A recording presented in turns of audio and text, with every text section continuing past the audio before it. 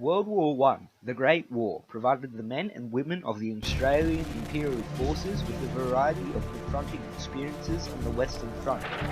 This front stretched for approximately 475 miles in an S shape from the North Sea to Switzerland.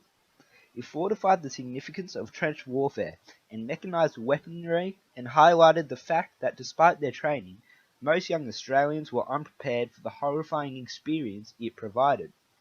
Armies in the field had to develop a new system of battlefield evacuation and treatment. Regardless, life in these trenches was unforgiving with constant danger, little protection from the elements, and the threat of disease. Trench warfare was the ultimate defensive maneuver. The lack of mobility that cavalry have previously provided meant that any forward action led to significant loss of life. Source F reveals the nature of trench warfare by labeling and clarifying the different aspects of a trench and the ground and air space around it. The source indicates vital areas of the trench, such as the concrete blockhouse, storing the machine guns that struck down approaching Australians from afar, laying waste to any Australian offensive attack. From the source, we gain insight into the horrifying area of land known as No Man's Land, riddled with shell-hole bogs caused by constant bombing of both sides. These bogs proved to be major obstacles slowing down any Australian offensives. Reaching an enemy trench was nearly impossible, with meters of barbed wire protecting the front of a trench, and long-range artillery bombardment killing and wounding thousands. A glimmer of hope in the miserable offensives that killed so many Australians was their eye in the sky. This was a friendly aircraft that would fly over an enemy trench and warn troops of the enemy's position in the trench. This proved valuable assets to the Australian troops, allowing them to plan where to strike, offering a minute chance at survival and capture of the enemy trench. The majority of wounds sustained by the AAF were a result of flying metal such as shell fragments and bullet shrapnel. Mustard and chlorine gas and the high-velocity bullets from rifles and machine guns added to the carnage.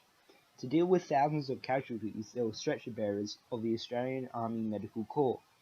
Their job was to bring back the wounded out of the battlefield to an aid post, where they were examined and sent behind the lines to casualty clearing stations.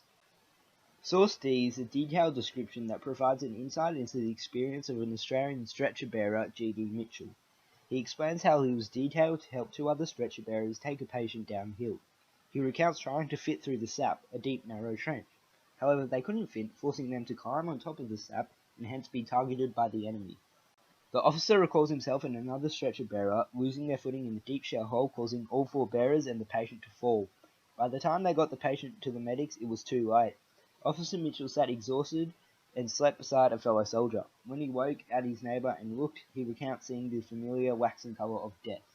In 1914, Australian women were not allowed to hold any military position except as nurses, and they played a major role on the Western Front. Source X by Sister Alice Ross King, pages 63 and 64 of Jane Bassett's Guns and Brooches, tells of her experience through an artillery barrage at a casualty clearing station and the scenes in 1917.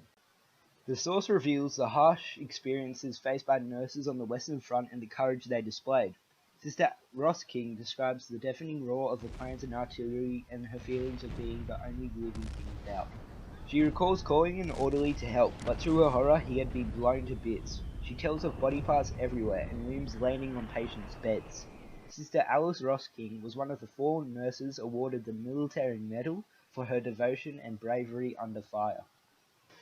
The First World War was unlike any other conflict in human history. Our national identity started to evolve with our soldiers and nurses building foundations for a strong reputation of courage and independence. However, overwhelmingly for all Australians, there was the experience of shock, grief and loss.